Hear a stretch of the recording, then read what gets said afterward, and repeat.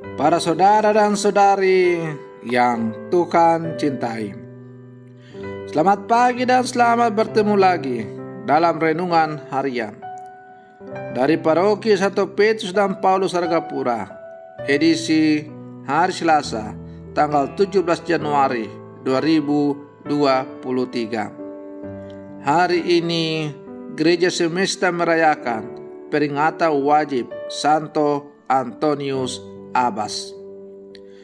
Mengawali hari yang baru ini, kita hendak mendengar dan merenungkan sabda Tuhan.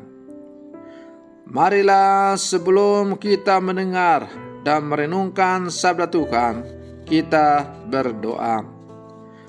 Dalam nama Bapa dan Putra dan Roh Kudus. Amin.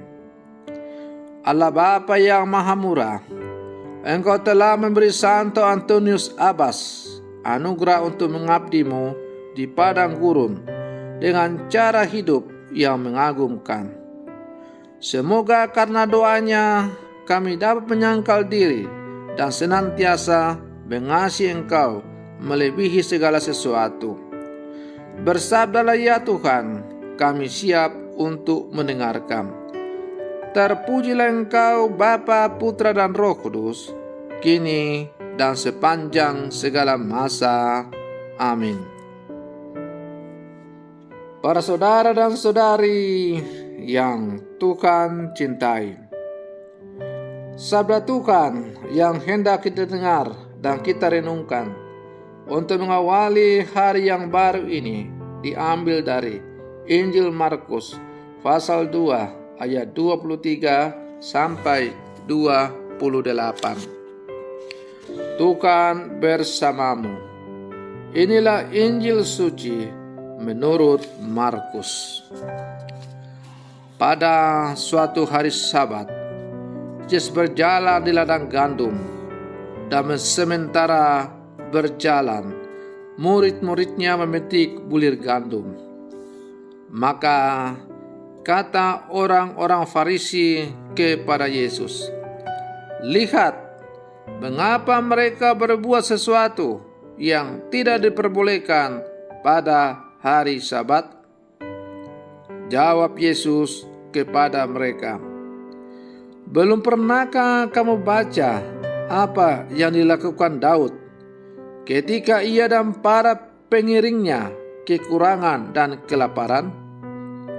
Tidakkah ia masuk ke dalam rumah Allah waktu Abiatar menjabat sebagai imam agung, lalu makan roti sajian yang tidak boleh dimakan kecuali oleh imam-imam, dan memberikannya juga kepada pengikut-pengikutnya?"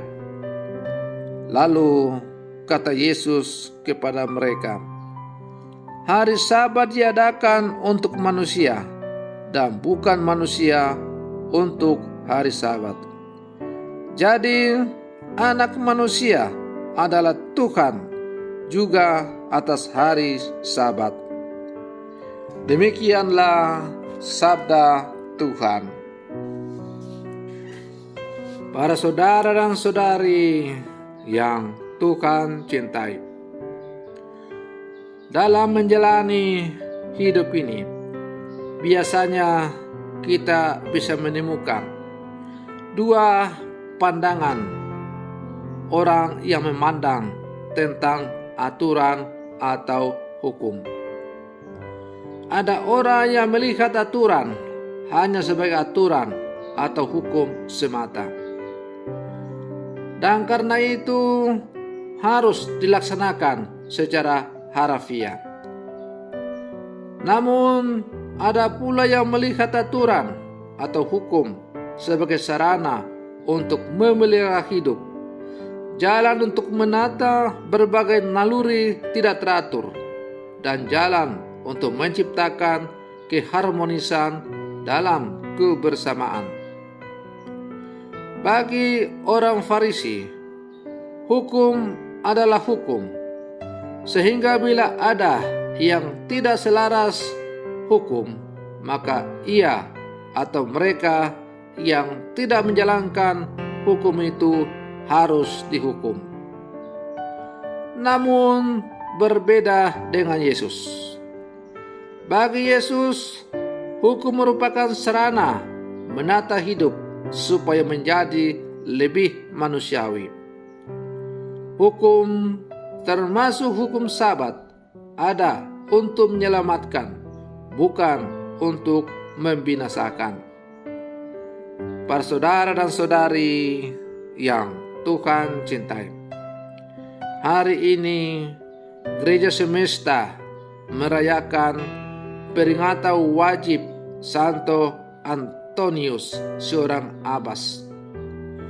Ia seorang yang tergerak hatinya untuk menjadi petapa ulung kan didorong oleh seruan Injil ini.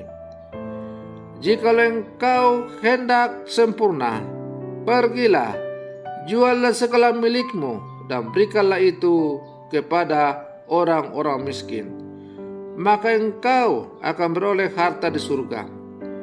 Kemudian datanglah kemari dan ikutlah aku. Hal ini merupakan panggilan untuk diri sendiri, untuk keselamatan diri sendiri, namun dengan tidak mengabaikan orang lain. Santo Antonius mampu mengalahkan berbagai godaan karena ia dekat dengan Tuhan melalui puasa dan doa yang ketat. Aturan doa diterapkan dengan ketat supaya banyak jiwa selamat. Tidak seperti orang Farisi yang hanya mengedepankan aturan Sabat namun kehilangan makna terdalam dari hari Sabat itu, yaitu keselamatan manusia. Para saudara dan saudari yang Tuhan cintai, oleh karena itu hukum yang tertinggi adalah keselamatan jiwa-jiwa orang beriman. Maka dalam melaksanakan atau mentaati aturan, yang harus kita utamakan adalah tujuan tertinggi dari hukum itu, ialah keselamatan jiwa-jiwa umat Allah. Itulah hukum tertinggi yang berasal dari Tuhan sendiri.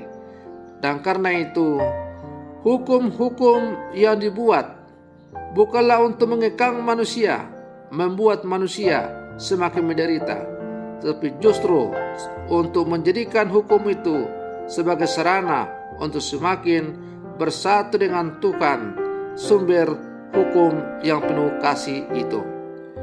Para saudara dan saudari yang Tuhan cintai, sebagai murid-murid Yesus yang hidup di zaman sekarang, kita diajak untuk semakin menyadari agar janganlah kita jatuh dalam sikap legalisme yang berlebih-lebihan, yang pada akhirnya sikap legalisme itu akan membuat kita menjadi seorang hakim yang dengan bangga bisa menghakimi sama kita sesuai selera kita, karena kita merasa sebagai penjaga hukum Tuhan dalam hidup ini. Padahal Tuhan mengajak kita untuk merenungkan dan melaksanakan bahwa hukum yang tertinggi adalah hukum kasih. Kasih kepada Allah dan kasih kepada sesama. Kasih yang membawa orang untuk bertemu dengan Tuhan dan merasakan kelepasan, kebebasan, kelegaan, dan sebagainya. Dan bukan untuk membuat orang semakin terbelenggu dengan beban-beban yang dibuat-buat sesuai dengan selera. Maka mari para saudara dan saudari yang Tuhan cintai, kita maju berlangkah sebagai murid-murid Yesus. Jadilah pembawa hukum-hukum kasih yang sungguh membawa kebebasan bagi sama kita untuk menghantar orang bertemu dengan Tuhan. Semoga demikian. Selamat pagi. Tuhan Yesus memberkati.